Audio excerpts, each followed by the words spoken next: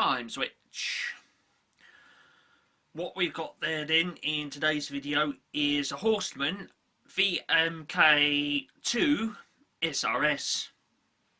It's got a rather unique case on it, and I've never seen such a case for either number 4, number 5 or number 7. So chances are that type of case is only available for the Vmk 2. Let's zoom in on that specification plate which is on the front of the TimeSwitch case and have a look at it.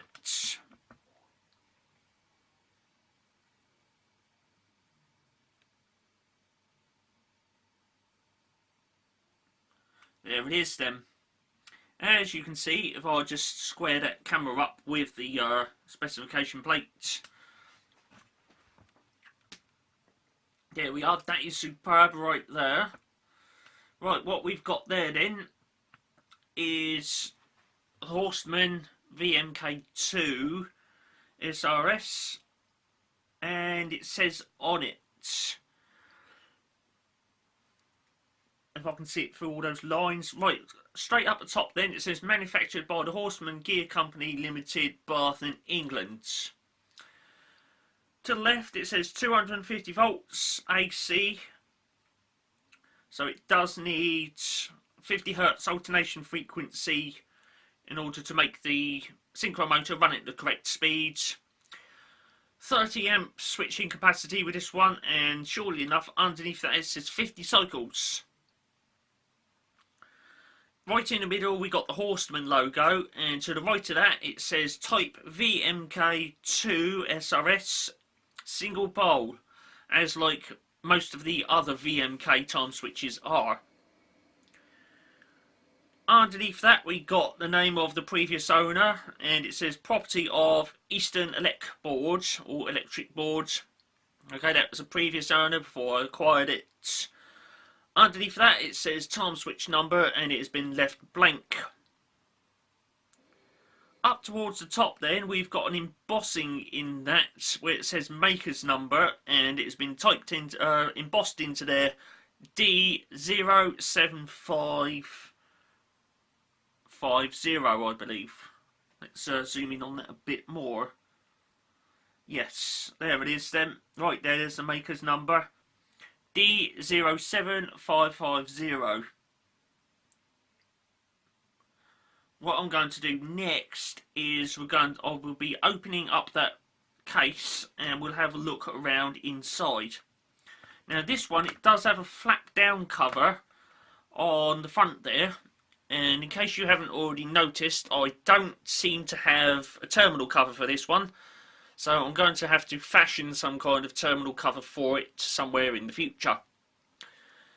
That front cover then, it just hinges down. There's a screw up the top, and that would normally have an anti-tamper seal fitted on it, because being supplied by an electricity board, this would be installed and sealed, and the operations and the setting of the time switch is not available to the electricity user.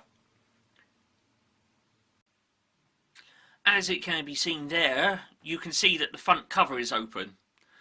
Now, unfortunately, there is a crack in the bakelite case at the top there, and because of that, the little screw which normally fits inside there and is held captive is dropped out. It's down there on the floor.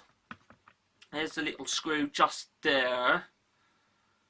There it is, the little screw. Now, before we go into that case, I forgot to mention what's engraved into the glass of the case, so I should just close it back up and we shall have a look at that. Right, you can see it in there, it says on, auto and off. Just inside there's a little lever which sticks up, and currently that should be set on auto, and as such it indicates the current status of TimeSwitch. This one, it can be either set to permanent on, permanent off, or in the middle we've got auto. Okay, it can be used as a manual override. If it's off and you wanted to turn it on, you would briefly move the lever up to the on position and then back to auto. and if it's on and you wanted to turn it off, you would briefly move the lever to the off position and then back to auto. Leaving it in either the on position or the off position will either give a permanent on or a permanent off respectively. I will now open the case right up and we'll have a look in there. The cover has been flapped down. Again, that retaining screw would be held captive in there, but because of the crack in the bakelite front case, it has dropped out. A quick bit of super glue and then put that screw back in there would ensure that it doesn't drop out. I'm not sure if I can get a zoom on the split that's in that, but as you can, yes, there it is. You can see the split right in there. So I'd have to put that screw back in, and then in those gaps put a little dab of super glue, squeeze it closed and hold it so that the glue bonds, and then the screw would not drop out anymore. Inside then, sorry about that creaking tripod, but you can see just down there, there's the little lever I was saying to you about, just around about the 5 o'clock position. That lower pointed one is actually a time indicator. Okay, it's that one which is rounded at the top. That little lever, that's the on-off and auto selector. As like with all of the VMK time switches, in the middle of the clock face there, if I can get this camera tripod to set, there we go. In the middle of the clock face then we've got a square winding shank. That is so that the spring reserve can be wound up, and the spring reserve on one of these is good for 15 days in the event of power loss. So what I'm going to do next is take the front cover off and we shall have a look at the time switch in the base. There we are then. Just down there on the floor are the two little nuts that hold on the front cover. That larger one, which is hollow right down the middle, that is the captive screw, which would normally be held in that little inspection cover on the front, but as I've already said, there's a split in that, so it's dropped out. Let's look at the time switch then. So there it is in its case, and as you can see, it looks rather much very similar to one of the other VMK time switches. Now that I've taken that front cover off, let's zoom in on the specification plate which is inside there. So what we got then, we've got the maker's number. Now unfortunately this doesn't follow on from what's on the outer case. Bit of a shame that, but it would have been nice if it did, but it doesn't. Okay, I'm just trying to set that tripod up so that you can get a nice zoom on that. Right, there we go. So the maker's number then, let's zoom right in on that. Right, we've got then D06728, and if we look at the maker's number on the outer specification plate, you will find that it doesn't match up, unfortunately. That is D07550. So that one there then, D07550, and the one on the time switch is D06728. Type then, it says down there, embossed into it, is VMK2 SRS. I don't know why on this one, but those two marks makes it look like as if it's 11, but that's actually like two eyes to make it number 2. Okay, but one thing I do assure you, that is a number 2, not a number 11, because the highest in the VMK range is the VA MK9. Interestingly on this one it says property of, and it's been left blank, and the owner's number is also blank. Just up a bit then, it says motor volts right there, and it says 200 to 250, and that would be alternating current. And switch is rated at 20.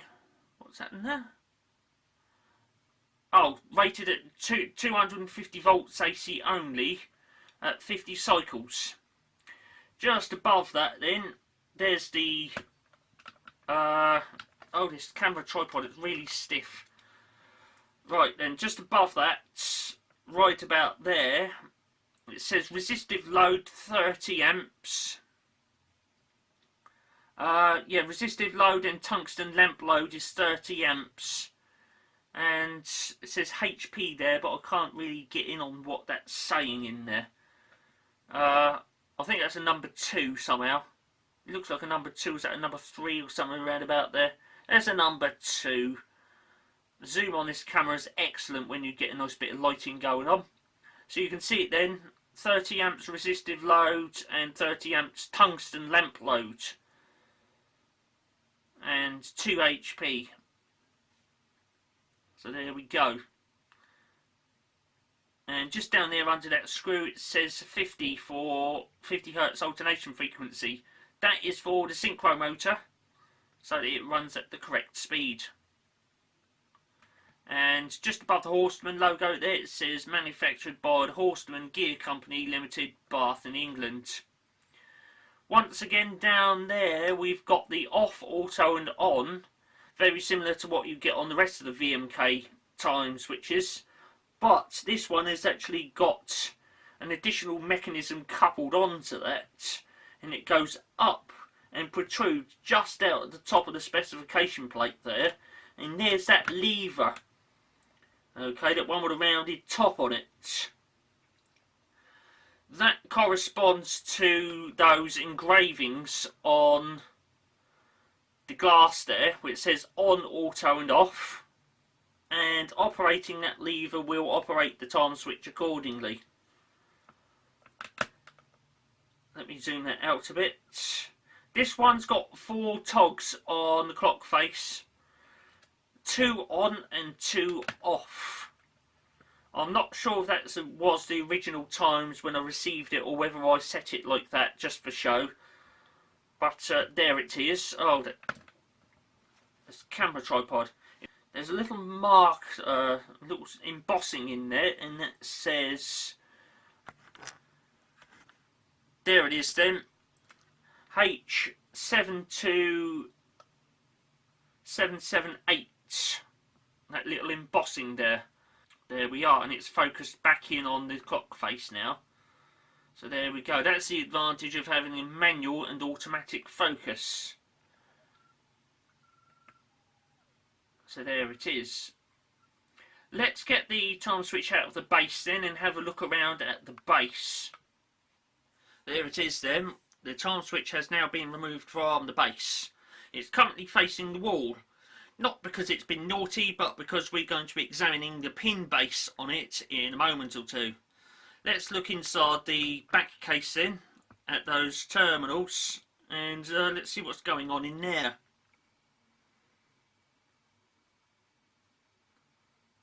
Straight off then you can see that there's 4 brass pin tubes right there.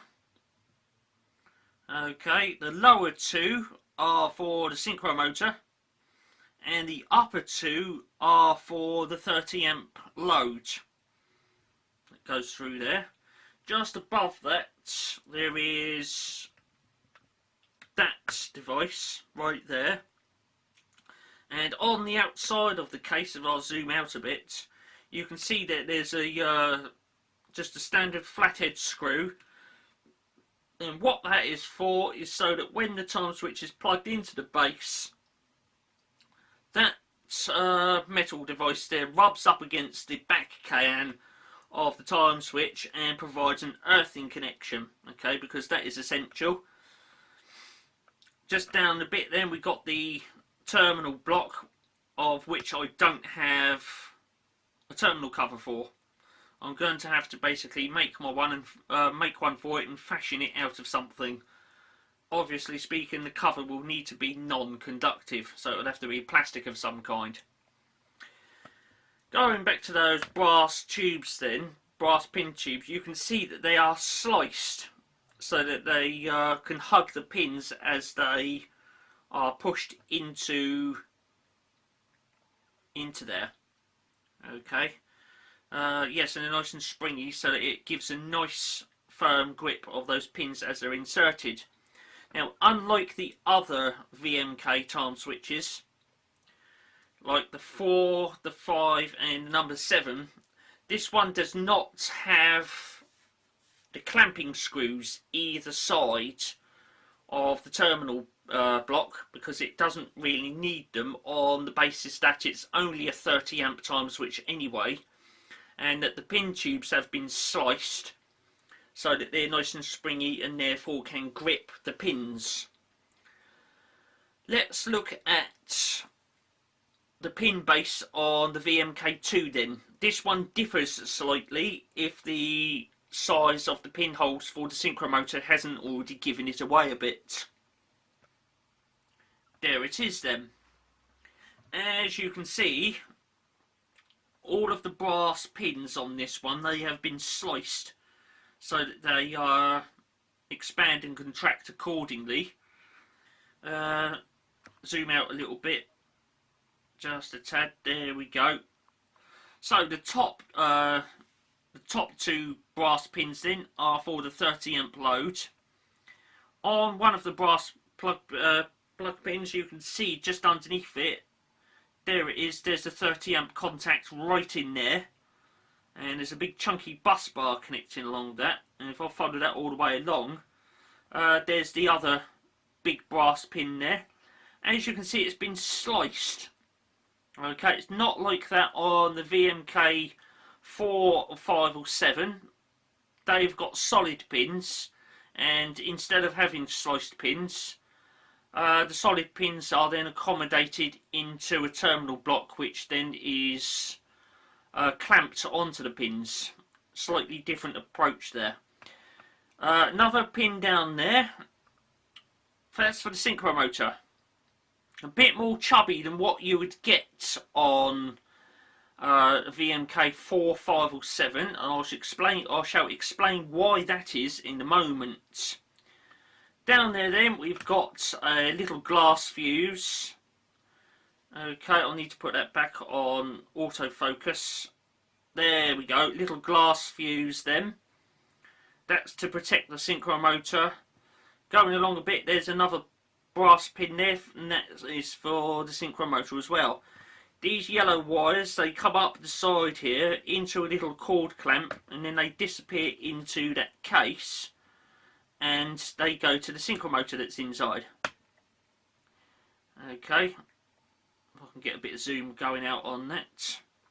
Now then, the reason why the pins for the synchromotor are more chubby than what you would get on a VMK 4, 5 or 7. There's a reason for this, and that is this. If you were to plug this, attempt to plug this VMK2 into a base that has a 80 amp load weighting on it, because this time switch can only take 30 amps, if you could imagine a 30 amp time switch turning on an 80 amp load, it wouldn't last too long. Okay, it would overheat and go up in flames. Now, to prevent that from happening, you have to actually physically stop the time switch from being inserted into such a case. The way you do that is to increase the size of the synchromotor pins, and then upon attempting to put it into the case, you can't get large pins into a small hole, so therefore that then defeats the insertion of the time switch into a case upon which there is an 80 amp load weighting, and so by design you have saved the time switch from being overloaded and the resultant fire. So yes, that is why the pins on the VMK2 are much more chubby than what you would get on a 4, 5 or 7. It's just for safety. I'm not sure if there's a spare fuse underneath those synchro motor wires at the top of the pin base there. I do believe there is. Yes, it's just hiding behind those wires. There's a spare fuse hiding behind those wires. Okay, you've got that little copper strip there. And just hiding behind those wires there is a spare fuse, I believe. I believe it's in there. But if it's not, then that's where the spare fuse would normally be accommodated. Let's get that time switch back into the base then. And there's the base awaiting the time switch which would normally live in there. So there we go. There it is once again, back in its case then.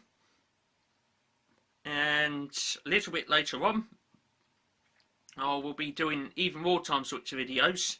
So do stay tuned for those, and we'll go from there.